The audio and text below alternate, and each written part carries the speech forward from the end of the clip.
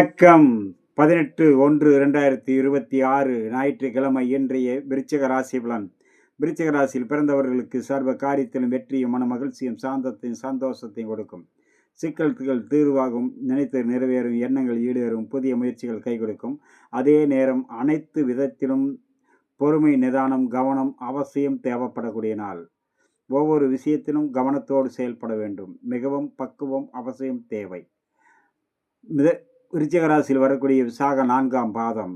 அனைவரிடத்திலும் பக்குவத்தோடு பழக வேண்டும். காலை 11 மணி வரை. பிறகு மாலை நேரத்தில் மதியத்துக்கு பிறகு சிறப்பான பலனை எதிர்பார்க்கலாம்.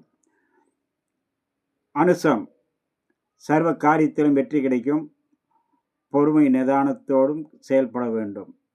காலை 11 மணி வரை நினைத்து நிறைவேறும், எண்ணங்கள் ஈடேறும். பிறகு அனைத்து விதத்திலும் பொறுமை நிதானம் வேண்டும். அனைவரிடத்திலும் கவனத்தோடு பழக வேண்டும்.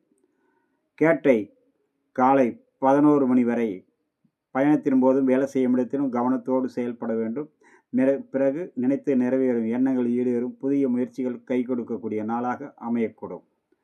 அடுத்ததாக நம்ம காண இருப்பது தனுசு ராசி பலன். தனுசு ராசியில் பிறந்தவர்களுக்கு இன்றைய நாள் மிகவும் சிறப்பான நாளாகவும் அமையும். நினைத்து நிறைவேறும், எண்ணங்கள் ஈடேறும், மூதாதையர்களை முன்னோர்களை வழிபட சர்வ காரியத்திலும் வெற்றியும் மன மகிழ்ச்சி கொடுக்கும்.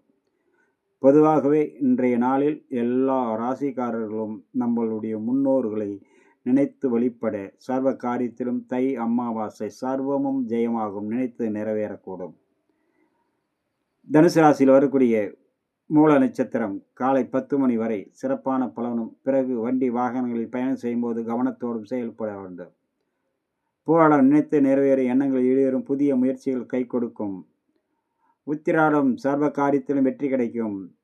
காலை 10 மணிக்கு பிறகு உங்களுடைய நட்சத்திரத்தில் சந்திரன் பயணிப்பதால் மிகவும் கவனம், எச்சரிக்கை அவசியம் தேவை. அடுத்ததாக நம்ம காண இருப்பது மகர ராசி பலன். மகர ராசியில் பிறந்தவர்களுக்கு இன்றைய நாள் மிக சிறந்த நாள். நினைத்த நிறைவேறும், எண்ணங்கள் ஈடேறும், புதிய முயற்சிகள் கை கொடுக்கும். சர்வ காரியத்திலும் வெற்றியும் மன மகிழ்ச்சியும் சாந்தத்தையும் சந்தோஷத்தையும் கொடுக்கும். அதே நேரம் சற்று பொறுமை நிதானம் கவனத்தோடும் செயல்பட வேண்டும். ஒவ்வொரு வேளையிலும் கவனம் எச்சரிக்கையோடு செயல்படுவது மிகவும் நன்று.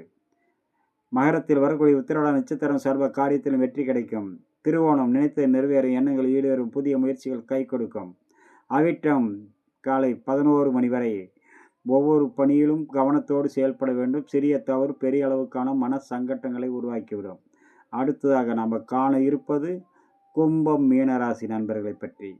இன்றைய மகர ராசி நண்பர்களுக்கு சர்வத்திலும் வெற்றி கிடைக்க பொறுமை நிதானம் செய்யும் வேளையில் கவனத்தோடு செயல்பட வேண்டும். வணக்கம்.